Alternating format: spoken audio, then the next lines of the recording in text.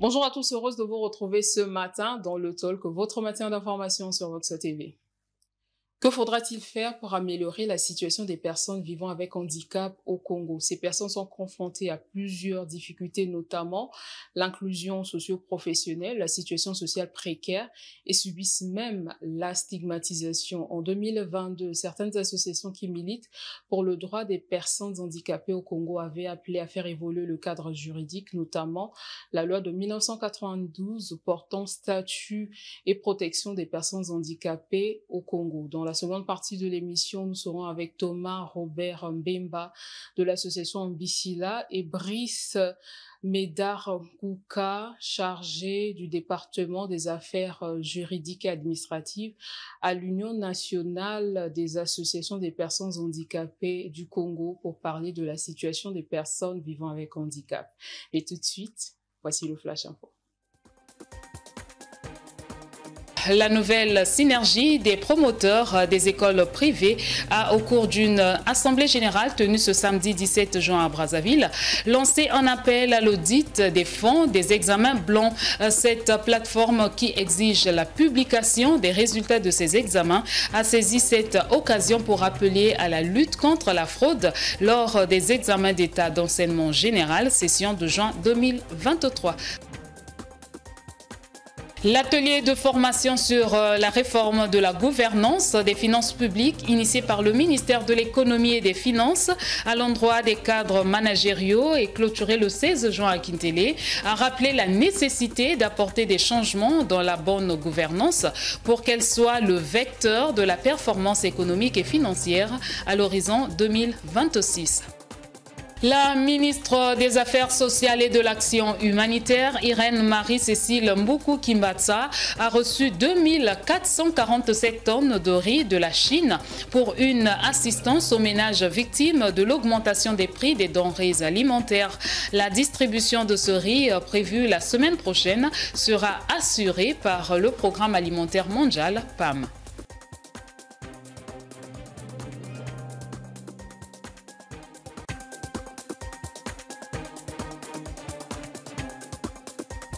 Une fois de plus, bonjour et merci de rester sur Vox pour suivre le Talk, votre matin d'information.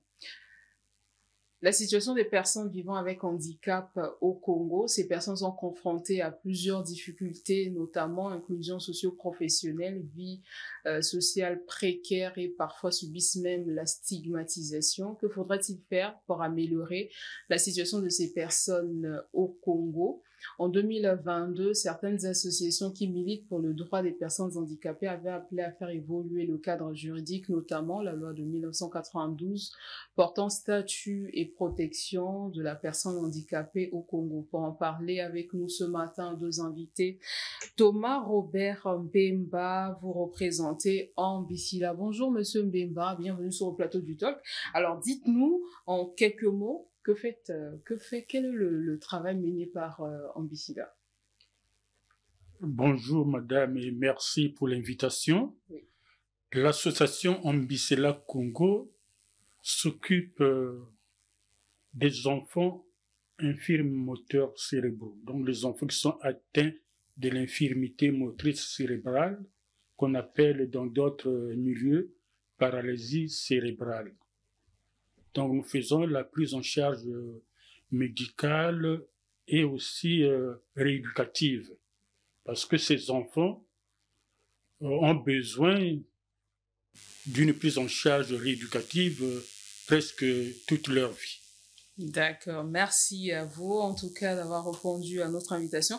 Face à vous, Brice Médard Kouka, vous représentez l'Union nationale des associations des personnes handicapées du Congo et au sein de l'UNACO, vous dirigez le département des affaires administratives et juridiques. Bonjour et bienvenue sur le plateau du Talk.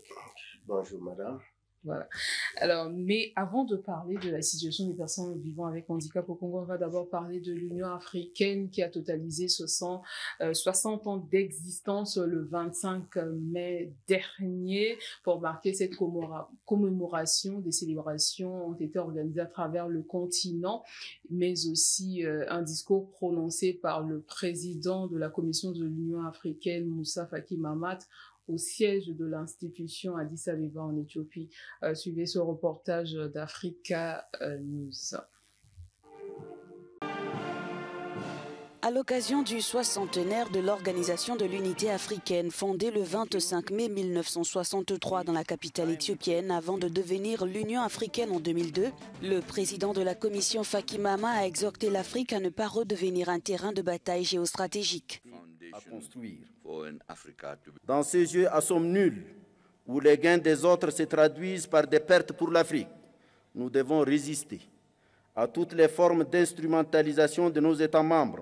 Le Premier ministre éthiopien a lui invité ses homologues à travailler à réduire le poids des partenaires extérieurs dans le financement de l'Union africaine. Pouvons-nous proclamer que nous sommes libres alors que notre peuple est toujours en proie à la pauvreté et que nos systèmes sont plongés dans la corruption, l'ineptie et l'indifférence?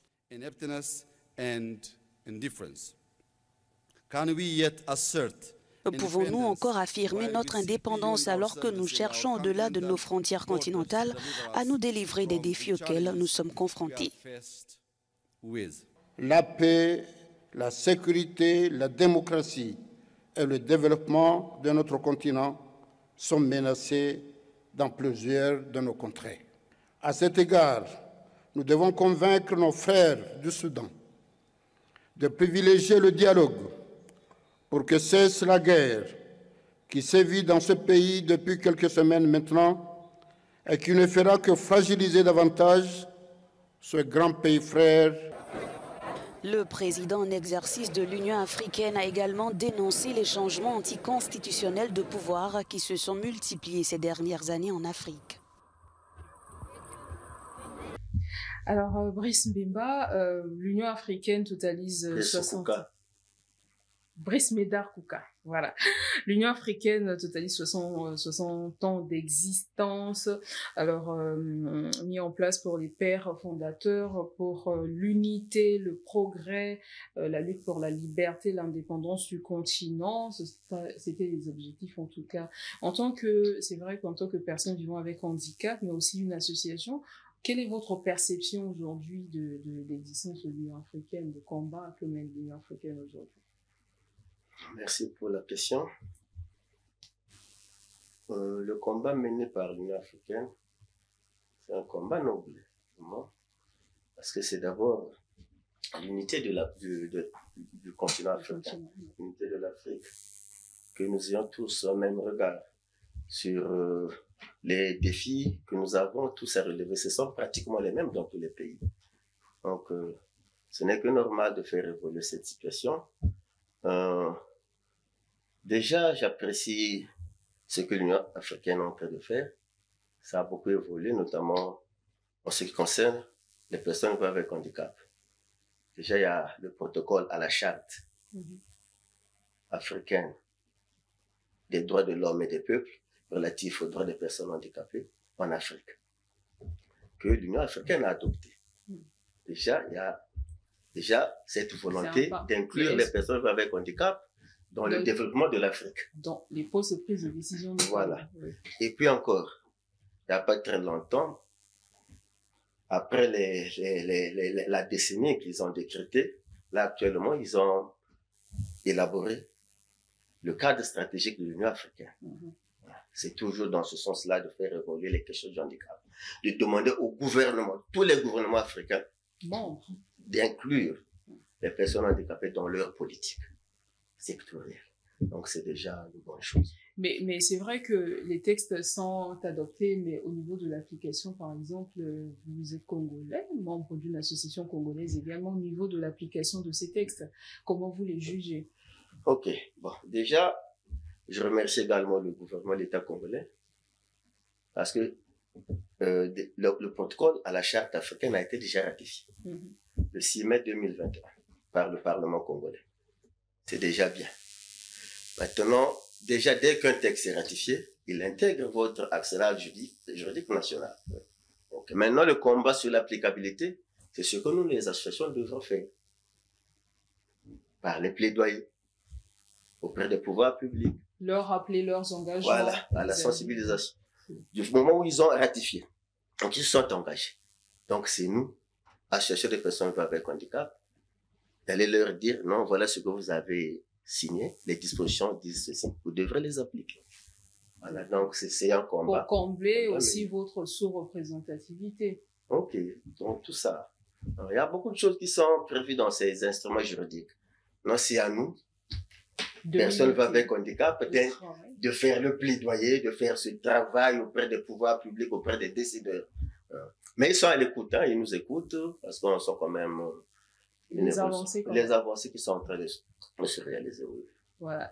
Alors, je me tourne vers vous, Thomas Robert Mbemba, sur les missions, le combat qui a fait à ce que l'Union africaine, d'abord qui a commencé par être l'Organisation de l'Unité africaine et en 2002 devenue l'Union africaine pour veiller à l'unité, au progrès, lutte pour les indépendances du continent. Quel est votre regard sur cette institution aujourd'hui, 60 ans après?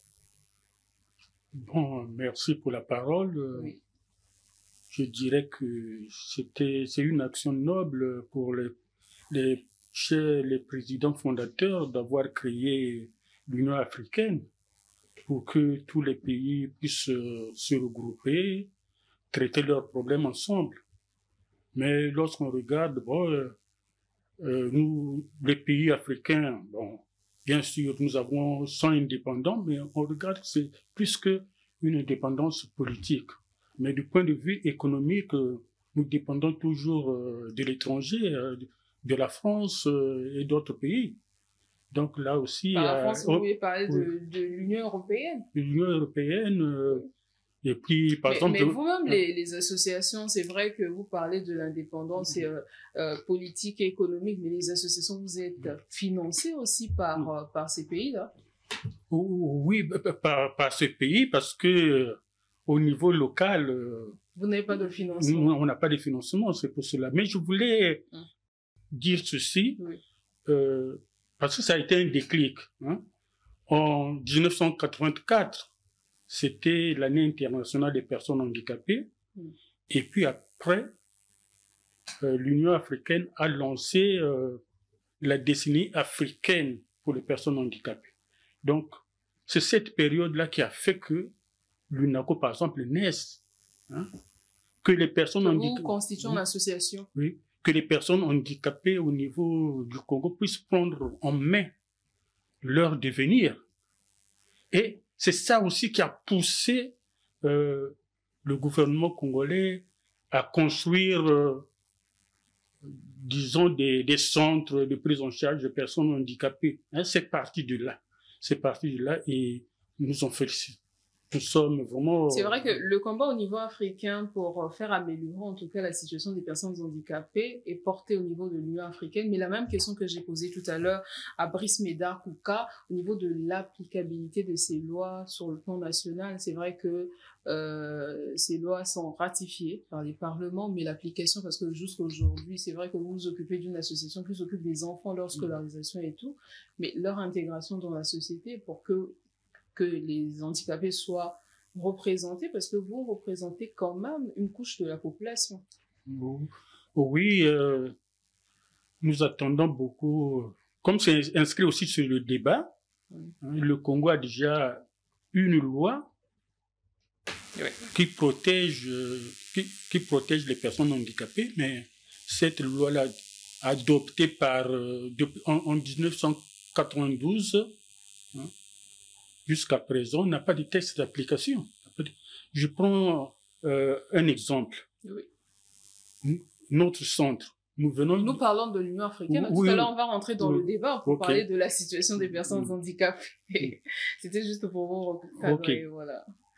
Ok, merci en tout cas à vous deux pour vos interventions pour ces 60 ans. C'est vrai que vous avez choisi votre angle à la situation des personnes handicapées, porté par l'Union africaine, le combat que vous menez qui vous intéresse. En tout cas, merci à vous deux pour vos interventions. Que faudrait-il faire pour améliorer la situation des personnes handicapées au Congo? Ces personnes sont confrontées à plusieurs difficultés, inclusion socio-professionnelle, vie sociale précaire, parfois subissent la stigmatisation. Les associations qui militent pour les droits de ces personnes ont appelé à faire évoluer le cadre juridique, notamment la loi de 1992 portant statut et protection des personnes handicapées au Congo. Alors, pour ce sujet, on va commencer par qui? Par vous, monsieur Brice Médard Kouka. On commence toujours par vous. Voilà, c'est vrai qu'on parle du cadre juridique, on va revenir tout à l'heure, mais il y a quand même au niveau du Congo, avant de parler combat des personnes vivant avec handicap, améliorer leur niveau de vie, il y a un conseil consultatif des personnes vivant avec handicap. Est-ce que la mise en place de ce conseil a fait évoluer, était une forme de reconnaissance nationale de combat de personnes vivant avec handicap et faire évoluer votre combat, vous en tant qu'UNACO? Merci madame. Déjà, la mise en place de ce conseil consultatif, c'est un combat déjà des personnes vivant avec handicap. Et notamment de l'UNACO. Vous êtes battus. Nous nous sommes battus pour la mise en place de ce conseil. C'est toujours l'UNACO. C'est l'UNACO qui était à la tête de ce combat. Le conseil consultatif, effectivement, fait évoluer la situation des personnes avec handicap au Congo. Comment? Déjà, par la mission du conseil. Le conseil est chargé d'émettre des avis et de faire des suggestions au gouvernement sur la condition de la personne avec handicap en vue d'améliorer sa prise en charge. C'est déjà ça. Donc, le conseil est là pour faire une évaluation de cette situation, parce que les avis ne se mettent pas comme ça. Il faut travailler en synergie, en collaboration avec les associations. Les associations. Déjà, le conseil lui-même est l'émanation des associations. Toutes les catégories de handicap, ils sont représentés. Et même les parents des déficients intellectuels, ils sont. Les associations qui œuvrent dans le cadre du handicap, ils sont. Il y a également les pouvoirs publics représentés par les différents ministères. Donc, comme le handicap est transversal, c'est une question transversale. C'est pas un seul secteur, c'est plusieurs secteurs qui sont là. Donc, le conseil, dans sa mission, doit mener des études, doit réaliser des études, et à l'issue de ces études, on décèle les faiblesses qui minent vraiment la vie des personnes avec handicap, et à travers ce que nous décèlons, on fait des suggestions au gouvernement. Maintenant, c'est au gouvernement, parce que la mission du conseil, c'est celle-là, émettre seulement des avis, faire des propositions, des suggestions. Maintenant, le reste, c'est au gouvernement de voir. Parce que les avis du conseil ne sont pas aussi contraignants, malheureusement. Malheureusement, ça, c'est un autre combat. Ça, c'est un autre combat. Parce que vu l'expertise qu'a cette institution, en principe, quand elle émet un avis, elle formule une suggestion, ça devrait être pris en compte. Ça devrait être pris en compte. Puisque ça représente plusieurs associations, qui sont là, représentées selon les formes et les types d'handicap. Voilà. Alors, Monsieur Thomas Robert Mbemba, la même question. Hein. Est-ce que la mise en place du conseil, c'est vrai que les handicapés représentent près de 10% de la population. Je ne sais pas si les chiffres sont faibles. Et c'est vrai, mettre en place ce conseil, c'est un pas dans ce combat de l'amélioration de la situation de vie des personnes handicapées au Congo. Oui, c'est une avancée, avoir le conseil qui émet des avis sur la situation des personnes handicapées. C'est vraiment une bonne chose. Il y a quelques jours, nous étions invités par le conseil pour voir la situation des enfants infirmes moteurs cérébraux. Donc, le conseil a mené des enquêtes sur la situation des enfants dont nous nous occupons et a convoqué toutes les institutions qui s'occupent de ces enfants et on a fait un plaidoyer qui ira au niveau du gouvernement pour que le gouvernement puisse regarder nos difficultés et nous accompagner. Donc, l'action du conseil est vraiment salvatrice. Le conseil, et comme il a dit, quand le conseil émet des avis au niveau du gouvernement, comme c'est de l'expertise, le gouvernement devra suivre. Et surtout, ce sont des personnes, non seulement qui connaissent ces problèmes, mais qui vivent aussi les mêmes problèmes. Et là-dedans aussi, dans le conseil, il y a des spécialistes. Il y a des spécialistes qui sont là, les médecins, les réhabilitateurs et autres, les psychologues et autres. Donc, Mais vous parlez et des... encore, s'il vous plaît. Et les avis que nous émettons et les suggestions que nous le Conseil émet. Oui, que le Conseil émet, pardon. Ah là, je suis plus... c'est bon. C'est sur la base, après avoir évalué la situation, c'est sur la base des dispositions qui sont contenues dans les textes que le Congo a ratifiés, donc la Convention des Nations Unies relative aux droits des personnes handicapées et le protocole à la Charte africaine des droits de l'homme et des peuples, que c'est sur la base de ces dispositions-là que nous émettons, que le Conseil émet ces suggestions. Donc, ce sont des suggestions qui se fondent sur une base juridique. Sur une base juridique, tout simplement. Mais c'est vrai que tout à l'heure, vous parlez des difficultés que vous rencontrez. Le Conseil évalue et fait des propositions au niveau du gouvernement. C'est vrai que selon les types et les formes d'handicap, vous n'êtes pas tous confrontés aux mêmes difficultés. Par exemple, au niveau d'Ambissila, quelles sont les difficultés de ces enfants-là? Bon, les difficultés de ces enfants-là sont énormes. Ça va d'abord de leur prise en charge. L'infirmité motrice cérébrale, c'est le cerveau de l'enfant qui est touché pendant son évolution. Ça peut être à la naissance ou pendant son évolution. Et la prise en charge nécessite plusieurs techniciens. Donc la prise en charge est pluridisciplinaire. Ce sont des enfants qui ont des problèmes d'audition, des troubles visuels, des troubles de langage, des troubles de la posture. Et leur prise en charge nécessite la présence des neurologues, des kinésithérapeutes, des psychologues, des orthophonistes, des ergothérapeutes, des psychomotriciens, des assistants sociaux, des éducateurs spécialisés parce que prise en charge multidimensionnelle. Voilà. Donc, les parents sont confrontés à ces difficultés financières parce que il faut aller consulter tel ou tel autre spécialiste. Et c'est des traitements c'est une prise en charge à vie. Une prise en charge à vie. Oui. Mais c'est vrai que en fonction des associations, il y a des causes auxquelles vous militez, mais on va parler globalement de la situation des personnes vivant avec handicap. Quelles sont les difficultés? Lorsqu'on parle de la difficulté, par exemple, socio-professionnelle, l'accessibilité dans les établissements publics. Au niveau pour résoudre ce problème précis, que faudrait-il faire exactement?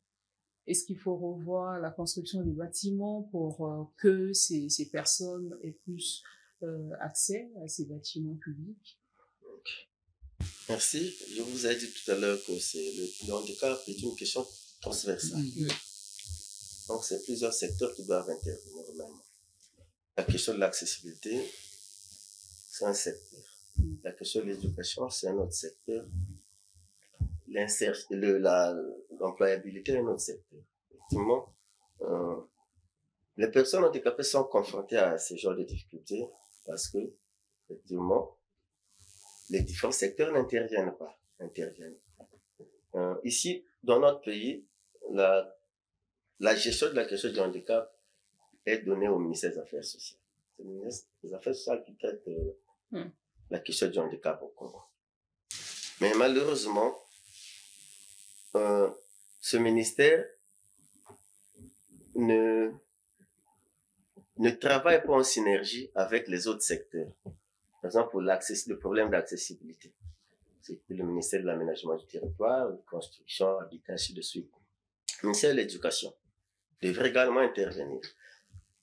Là, par exemple, nous avons un grand problème avec l'éducation des enfants qui ont vraiment des besoins éducatifs spécifiques. Encore les handicapés moteurs peuvent aller dans les écoles ordinaires sans problème. Mais les déficients auditifs, les déficients visuels, donc les aveugles, les sourds, les déficients intellectuels, chez nous, ici au Congo, sont encore dans les écoles spécialisées. Malheureusement, ces écoles spécialisées ne sont pas gérées par le ministère de l'Éducation.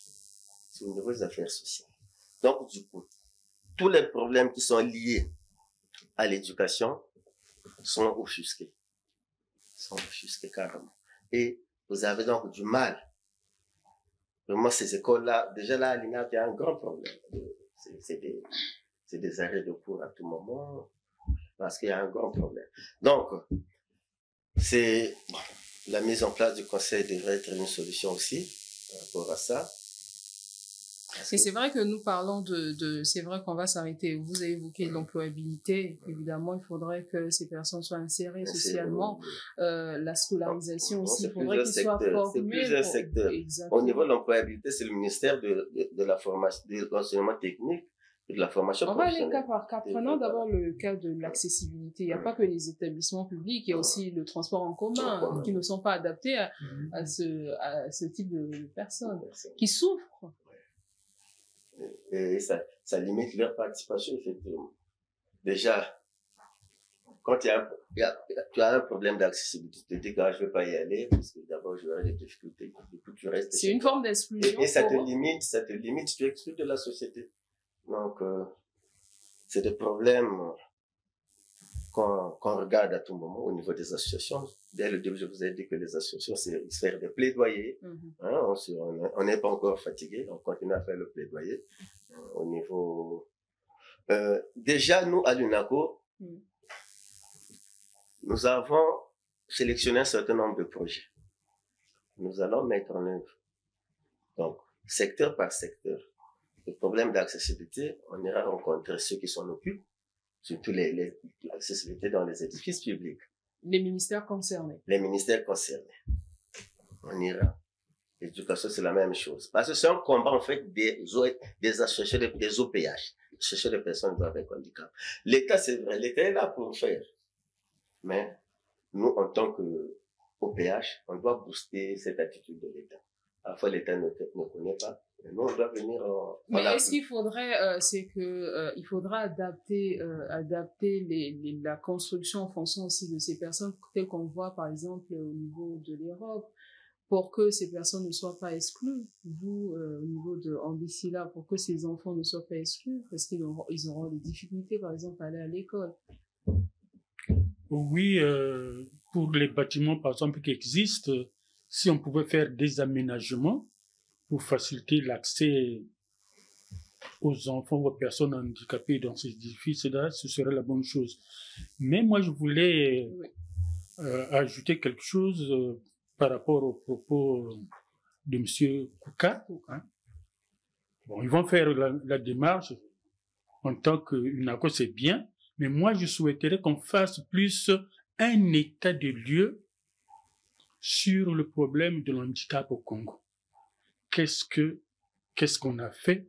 Qu'est-ce qui se fait? Qu'est-ce qu'on pourra faire dans l'avenir? Pour améliorer la situation. Qu'on fasse un état de lieu avec tous les ministères concernés, les ministères des Affaires sociales, les OPH, pour qu'on puisse regarder qu'est-ce qu'on doit faire pour l'avenir, pour améliorer la situation des personnes handicapées. Qu'on fasse un forum, qu'on s'assied, qu'on se regarde face à face, qu'on se dise les vérités. Voilà, là, il faut faire ceci, là, il faut faire cela.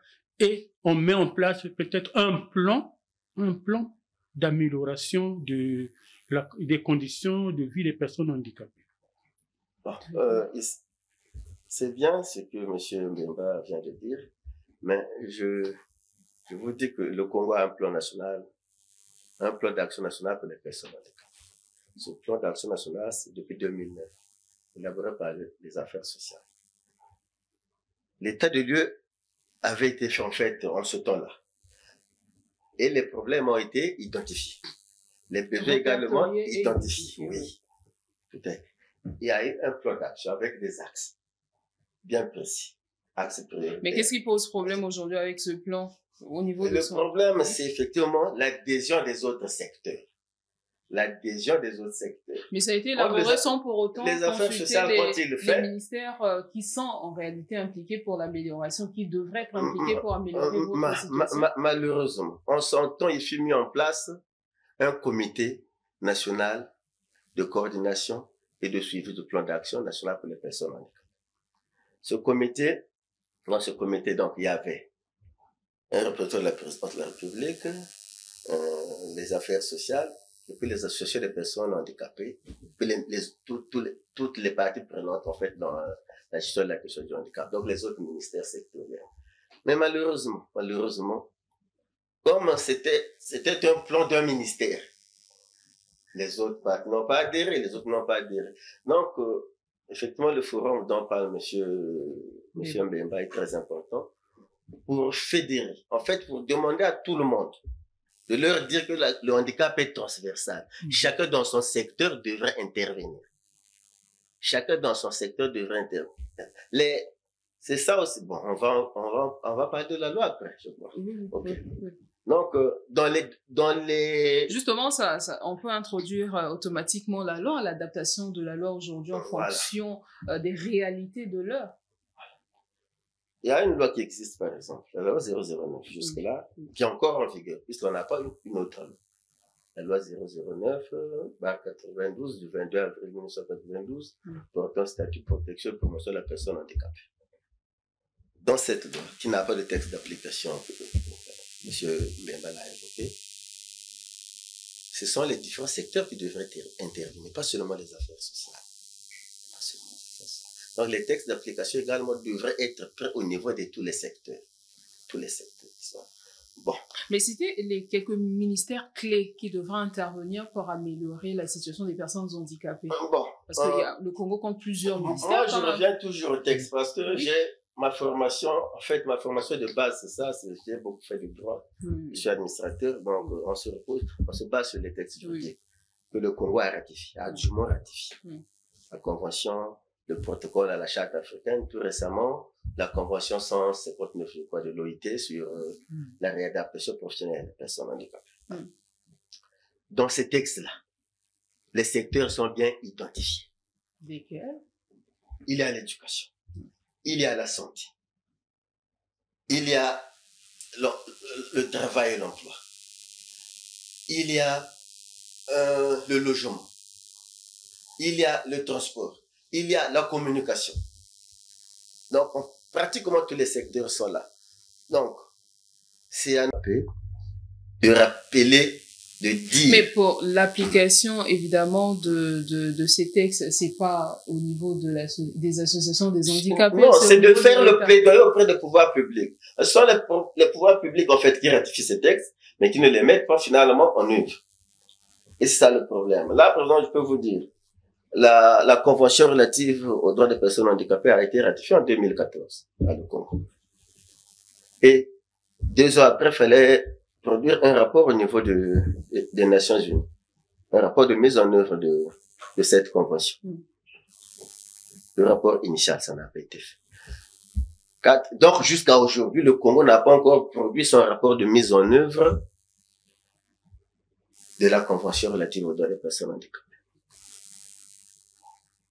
Qu'est-ce qu'on va dire? Les associations en parlent. Mais non, les pouvoirs publics. Mais est-ce que finalement, pour faire évoluer... Parce que pour faire évoluer la situation des personnes handicapées, il faut carrément mettre en œuvre tous ces instruments juridiques. Est-ce qu'il faut aller aujourd'hui... Est-ce qu'il faut aller au-delà carrément du Conseil consultatif et du ministère des Affaires sociales, vous confier carrément un ministère pour que vous réglez vos problèmes? Créer un ministère qui s'occupe des personnes handicapées au Congo. Ça peut être également possible. Ça peut être possible. Là, c'est un combat également des personnes avec handicap. Est-ce que c'est pas votre souhait aujourd'hui? Non, c'est un souhait parce que déjà, quand on regarde, il y a le Conseil consultatif de la femme, mais il y a un ministère de la femme. Il y a un Conseil consultatif de la jeunesse. Un ministère de la jeunesse.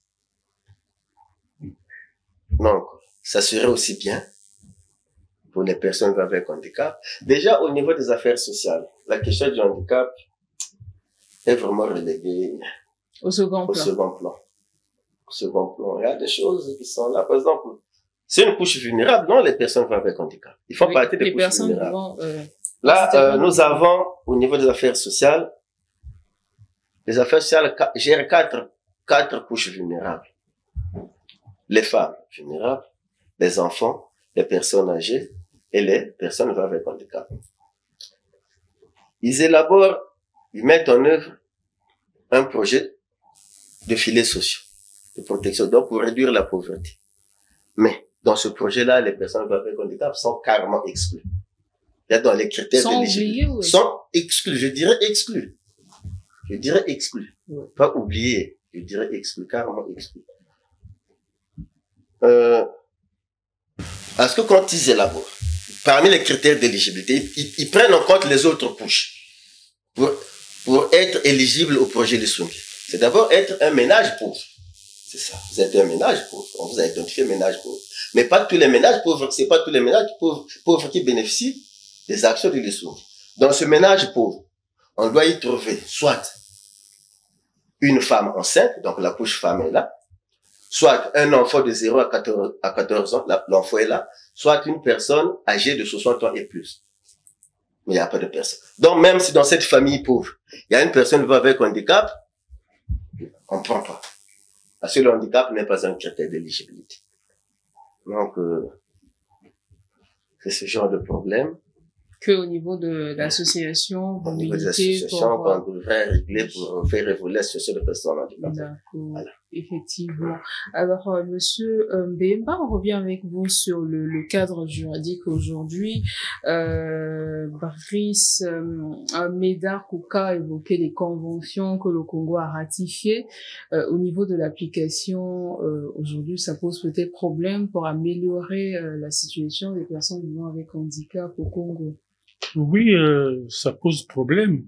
Et nous-mêmes, au niveau du Congo, nous avons la loi 009/92 qui n'a pas de texte d'application.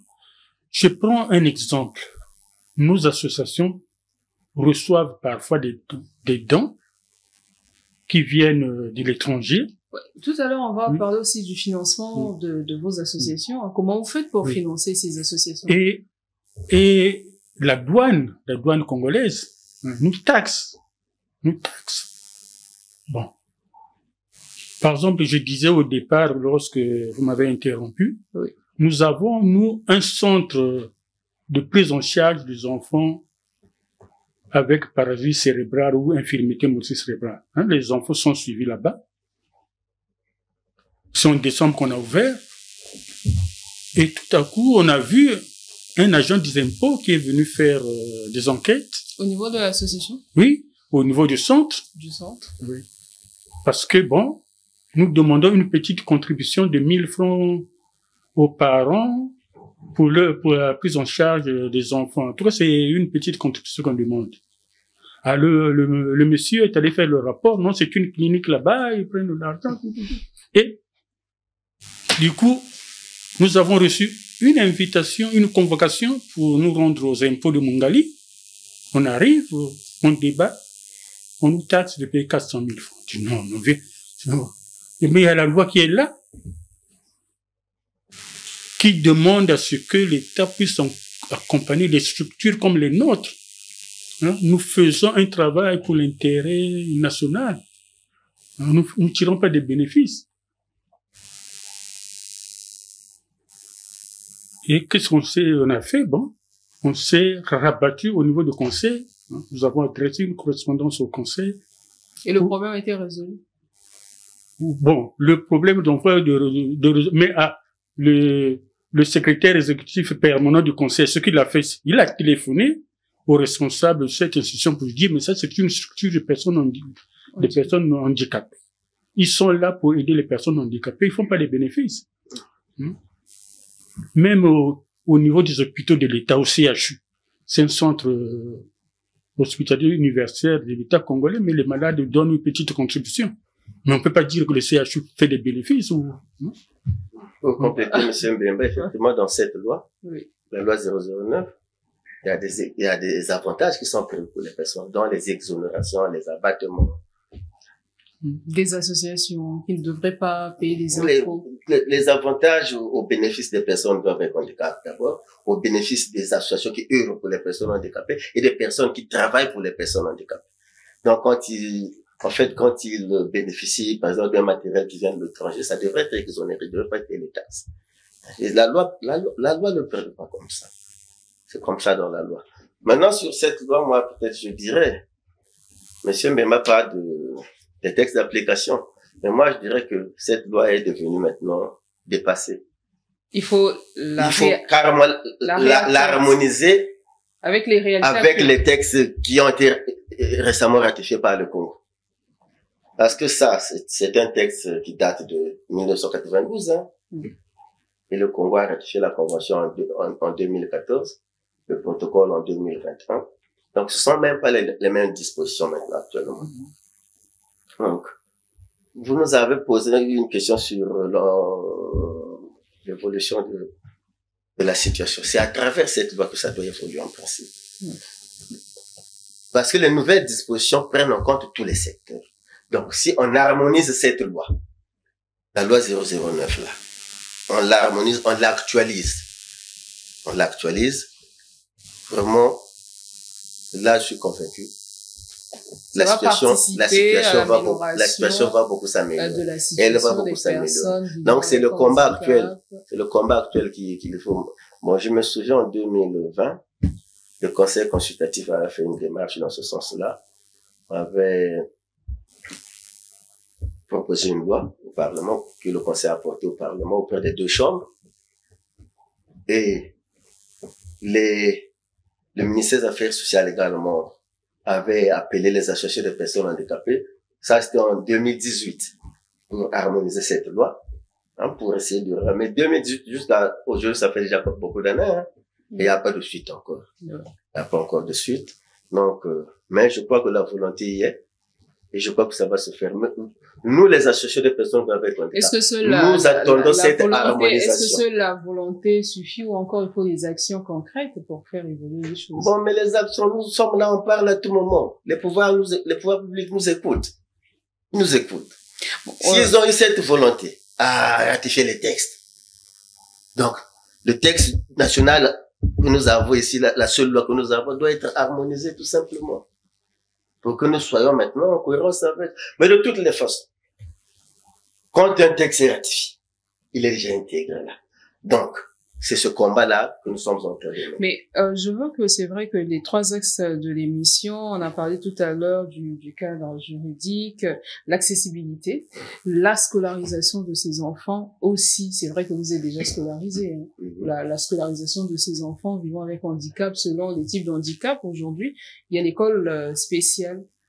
L'école spéciale, mais les autres dont les programmes peut-être sont adaptés à ces enfants. Est-ce qu'il faudrait pas veiller à l'adaptation de ces programmes selon par exemple pour les enfants qui souffrent de l'handicap mental, il faut adapter les programmes en fonction de leur handicap. Oui, on commence par vous. La scolarisation des personnes vivant avec handicap au Congo. Bon, c'est un secteur qui pose beaucoup de problèmes, l'éducation des personnes handicapées au Congo. Pour les handicapés moteurs, il n'y a pas de problème.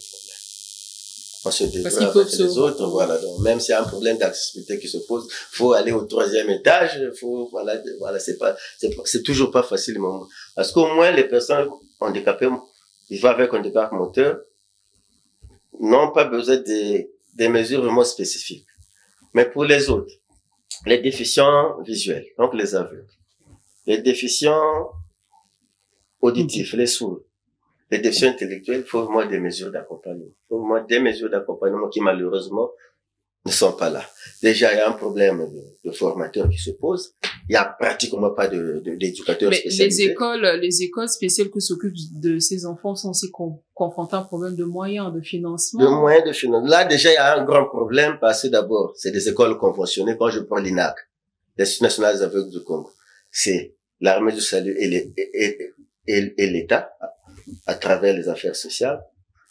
Quand je prends l'IGSB, l'Institut des jeunes sourds de Brazzaville, là c'est l'Église catholique et l'État, ils ont signé des conventions. Ces écoles sont appelées des écoles conventionnées. Mais malheureusement, les engagements des différentes parties ne sont pas respectés. Et ça en pâtit, ça.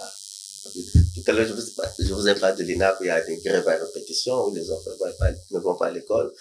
Et je parle de l'éducation des sourds. Les sourds actuellement, leur scolarité s'arrête au PT. Ils ne peuvent pas aller au-delà. Quand il a son BET, il ne peut pas continuer. Parce qu'il y a un problème. Et du coup, c'est un handicap, ça. Mais ouais, c'est une exclusion. Un facteur aussi d'exclusion. Voilà, vous êtes limité. Voilà. Ils ne peuvent pas accéder à l'éducation. Mais qu'est-ce que vous faites concrètement au niveau de vos associations pour faire évoluer parce que ces problèmes existent depuis longtemps. Qu'est-ce que vous faites concrètement? Mais c'est ce plaidoyer que nous menons toujours auprès des pouvoirs publics. On ne se lasse pas. On mène ce plaidoyer. On mène ce plaidoyer. Et là, heureusement encore, il y a le conseil qui est là, qui est en train d'emboîter le pas. Maintenant, c'est là où je disais, si les avis du conseil et les suggestions pouvaient être contraignants, parce que c'est un avis du technicien. Quand même, l'avis du technicien, on le prend en compte. Hein? Oui. Un technicien vous donne un avis, vous devez le prendre en compte. Maintenant, quand on donne ces avis-là, il reste donc au pouvoir public de les prendre en compte. Tout simplement, de les prendre en compte. Les associations sont en train de jouer leur rôle. Ils font parvenir soit par elles-mêmes, soit par l'entremise du conseil consultatif, qui est l'interface entre le gouvernement. Mais quelle est la suite de ces enfants qui sont formés au niveau de ces écoles, dont le niveau ne s'arrête qu'au niveau du BET? La suite, c'est quoi? Il est remis à la disposition de la famille? À la disposition, bon, ce que l'IGSB fait, en fait, il y a une formation professionnelle qui se fait également. On est formé en menuiserie, en coupe-couture, autre chose. Mais après la formation, donc après l'obtention du BET, tu repars chez toi à la maison. Maintenant, moi, il y a quand même des ceux qui s'organisent en coopérative, hein, qui sont là, qui se mettent ensemble pour évoluer. Mais d'autres abandonnent carrément et puis bon. Il y a cette ouverture également à la fonction publique, heureusement encore. On va parler tout à l'heure du recrutement, le quota qui a divisé les associations, en tout cas, qui revendiquent leur intégration à la fonction publique. Alors, un mot sur la scolarisation, puisqu'au niveau d'Ambusila, vous vous occupez de ces enfants qui ont aussi besoin de la scolarisation. Ça pose problème parce que les parents sont démunis. Et ça demande beaucoup de moyens pour la prise en charge scolaire, notamment de ces enfants. Oui, ça pose problème parce que pour certains enfants déficients intellectuels, il faudrait des chaises adaptées dans certaines écoles. Est-ce que c'est un danger, je vous relance par cette question, est-ce que c'est un danger pour un enfant qui souffre de l'handicap de ne pas être scolarisé? Est-ce que c'est un danger pour cet enfant-là? Oui, oui. C'est un danger parce que ça mène à la pauvreté. Ça mène à la pauvreté, handicap, pauvreté. Et la scolarisation permet quand même à l'enfant d'être un peu indépendant. Non, mais l'éducation est très essentielle dans la vie de quelqu'un. L'éducation est très essentielle. C'est pas pour rien qu'au niveau international, qu'on est en train de dire que l'éducation pour tous, au même pied d'égalité. Que tu sois déficient intellectuel, déficient, je sais pas quoi là. Et les valides devraient être au même diapason. Là, actuellement, on est en train d'évoluer vers l'école inclusive. On parle de l'école inclusive. Parce qu'on s'est rendu compte que les écoles spécialisées, c'est une sorte d'exclusion aussi. Mais puisqu'ils n'ont pas la même capacité, c'est vrai que... Si, mais les capacités, le monde est en train d'évoluer. C'est un problème d'éducateurs, de formateurs, d'accompagnateurs. Actuellement, l'expérience se fait dans d'autres pays. On met ensemble les enfants sourds, les enfants aveugles, les enfants dits normaux. Ici au Congo, par exemple, il y a une association, Viens et Vois, qui a mis en œuvre un projet, qui a créé donc une école inclusive, école Emmaüs, qui est à Kintele. C'est une école qui met ensemble les voyants et les non-voyants. Parce que Viens et Vois, c'est une association. Parce qu'il a adapté peut-être ses infrastructures pour recevoir tous ces enfants. Après, il y a un problème de formateur. Est-ce que le niveau d'adaptation sera le même niveau pour... C'est ça, c'est un problème de formateur. Donc, la base, c'est d'abord la formation de ceux qui vont encadrer ces enfants, de ceux qui vont accompagner ces enfants. Dans d'autres pays, il y a des auxiliaires de vie, ainsi de suite. Donc, à côté de l'enseignant qui est là, il y a quelqu'un qui doit aider encore l'enseignant pour que l'enfant puisse évoluer normalement. Donc, c'est un grand danger pour un enfant d'être exclu de l'école. Un grand danger. Oui. Vous pensez qu'aujourd'hui, les écoles spéciales sont une forme d'inclusion, il faut les inclure, il faut les former tous ensemble? Au départ, on avait besoin des écoles spécialisées pour intégrer les enfants vivant avec handicap. Mais avec l'évolution, il serait mieux que ces enfants-là fréquentent dans des écoles dites normales, en mettant à leur disposition toutes les aides techniques dont ils ont besoin. Et lorsque nous regardons dans certains pays, même ici au niveau de l'Afrique, les enfants qui sont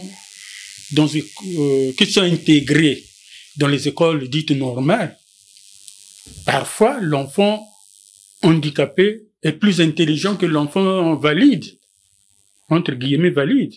Donc c'est une bonne action d'avoir ces écoles inclusives. Et ça aura un impact aussi émotionnel positif sur l'enfant, le fait de se mélanger avec les autres. C'est très important. Avec vous, on va parler non, madame, je voudrais quand même parler aussi de l'expérience qui s'est faite au Congo, qui est une bonne expérience avec les aveugles, par exemple. Les aveugles, ils commencent à l'INAC. C'est un centre ressources là-bas. Donc, c'est l'école primaire qu'ils font là-bas. Mais après le CEP, ils vont en intégration scolaire. Mais ils fréquentent avec les voyants, tout le monde. Mais qu'est-ce qui se fait? Et ça, c'est une expérience qu'on devrait en fait adapter à toutes les autres types à toutes les autres catégories de handicap. On met en place un dispositif d'accompagnement. Là, par exemple, il y a les transcripteurs qui les accompagnent jusqu'à l'université. Parce qu'au moins les aveugles, les déficients visuels, arrivent à avoir le bac. Ils sont même inscrits à l'université pour certains. Parce qu'il y a un accompagnement qui se fait. Et dans les écoles, ils sont ensemble avec les autres. Pourtant, ils ne voient pas, mais quand même, il est là. Donc, ça peut se faire avec les autres catégories de handicap. C'est un problème de formation, c'est un problème de matériel adapté, c'est un problème, c'est-à-dire d'amélioration de conditions, tout simplement. Voilà. Mais avec vous, on va parler de l'employabilité, le recrutement des personnes handicapées à la fonction publique qui divise aussi les associations, qui accusent le conseil consultatif de la jeunesse, un problème de quota qui se pose. Madame. Oui. Le quota, effectivement, a été mis à la disposition des personnes handicapées depuis 2006. 2006. Actuellement, s'il y a un problème, c'est que il y a des fonctionnaires, donc déjà recrutés, mais qui se sont accaparés encore de la gestion de ce quota. Alors qu'ils sont déjà fonctionnaires, qui devraient être dans fonctionnaires, mais qui sont handicapés. Handicapés, oui. Fonctionnaires handicapés, mais qui sont encore là dans la gestion du quota. Maintenant, je veux faire l'historique. Oui. Le combat les personnes vivant avec handicap se sont constituées en collectif, le premier collectif en 2005. En 2005. En 2005, le premier collectif, dont je faisais partie. Pour revendiquer notre droit au travail. Votre intégration. Notre intégration à la fonction publique. Et le principe était que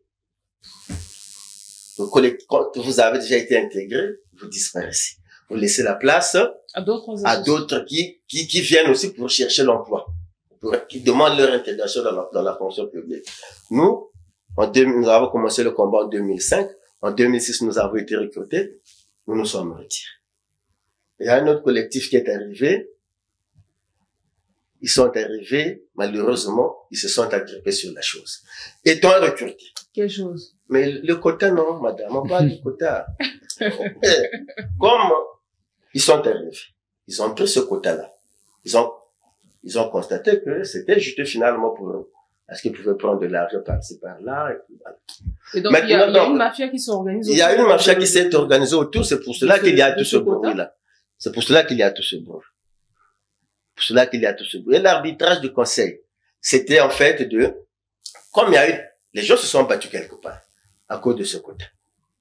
Les non-travailleurs ont dit non, mais pourquoi vous avez été déjà recrutés il y a longtemps? Mais pourquoi vous continuez à gérer le quota?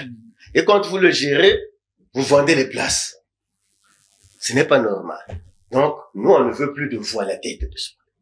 Ils se sont battus. C'est-à-dire d'autres associations des personnes handicapées qui vendent des places. En fait, il y a une plateforme. En 2011, avec le ministre Parfait Kolela, paix à son âme, il avait demandé à toutes les associations de personnes handicapées de se mettre ensemble pour regarder ce problème de quota.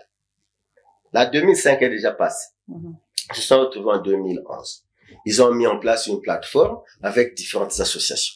Ces associations, donc, on a attribué, on leur a donné le quota. Maintenant, on a décidé pour chaque association, c'est comme vous avez des membres qui sont demandeurs d'emploi, voilà, la répartition, comment elle est faite.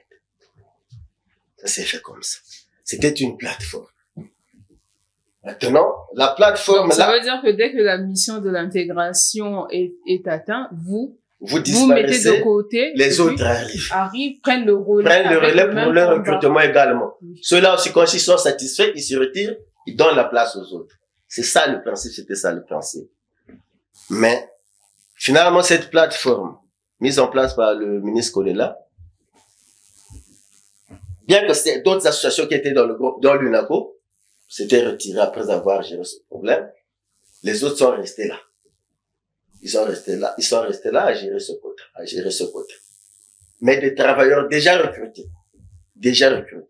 Et du coup, il y a conflit d'intérêts. Il y a eu conflit d'intérêts. Maintenant, les autres se sont dit non, trop c'est trop. Non, on ne se retrouve pas dans ça. Ils ont sollicité l'arbitrage du conseil consultatif. Et, au niveau du conseil consultatif, c'était en décembre 2022, j'en sentais, comme il y avait un collectif de non-travailleurs. Non, mais vous, les autres, vous êtes des travailleurs. Vous avez déjà été recrutés à Londres. Vous, ne soyez plus là. Mettez-vous de côté.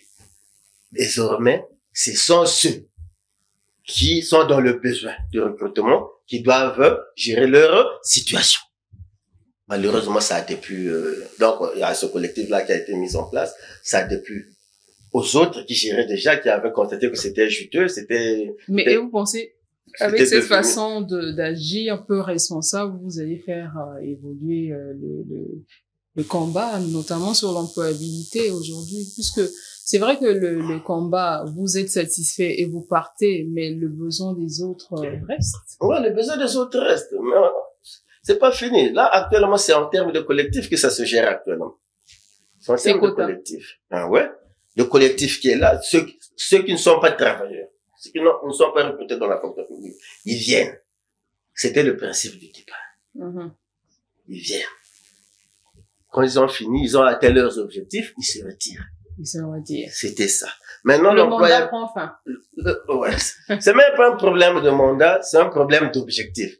On se constitue en collectif pour atteindre un objectif, être recruté dans la fonction publique.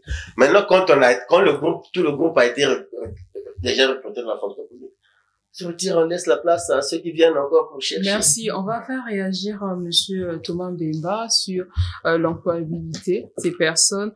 Leur insertion sociale passe aussi par l'employabilité de ces personnes pour qu'elles se sentent utiles à la société. Oui, c'est ça. Pour que les personnes handicapées se sentent utiles à la société, ils doivent travailler, ils doivent avoir des emplois. Et malheureusement, nous qui sommes associations œuvrant pour les personnes handicapées, nous regardons de loin les gens se battre pour le quota.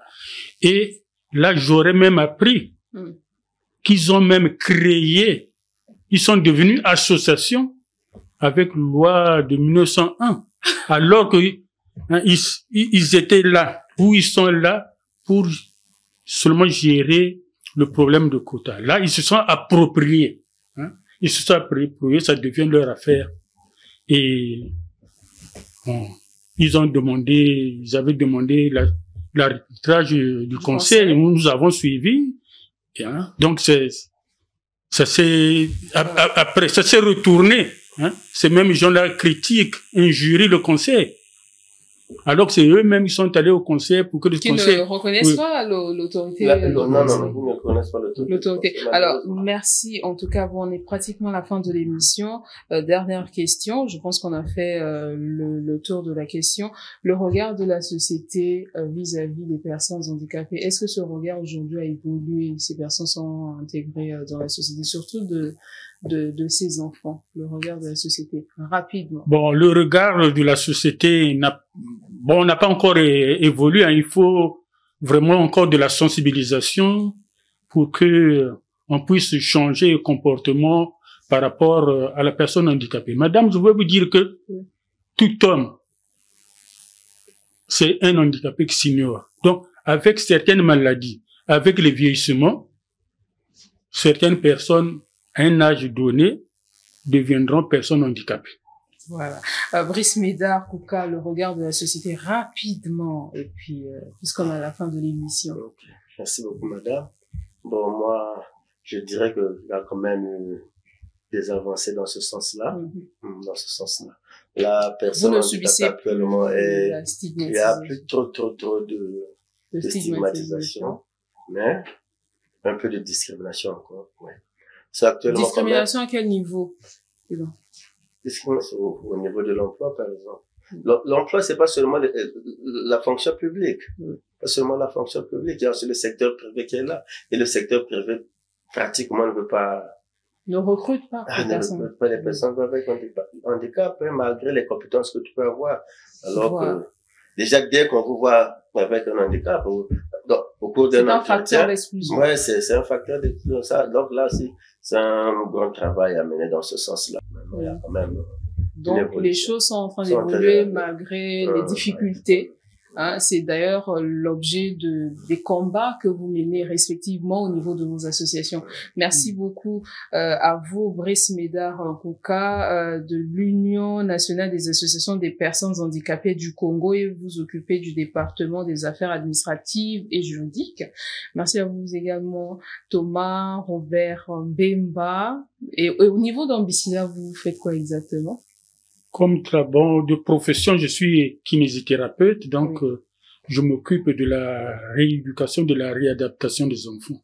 Voilà, merci en tout cas à vous deux d'avoir pris part à ce plateau. Nous avons parlé de la situation des personnes handicapées au Congo. Merci aux équipes techniques qui ont réalisé cette émission. À vous également, merci pour votre attention. Ne nous quittez pas, l'information revient tout à l'heure sur Voxo TV.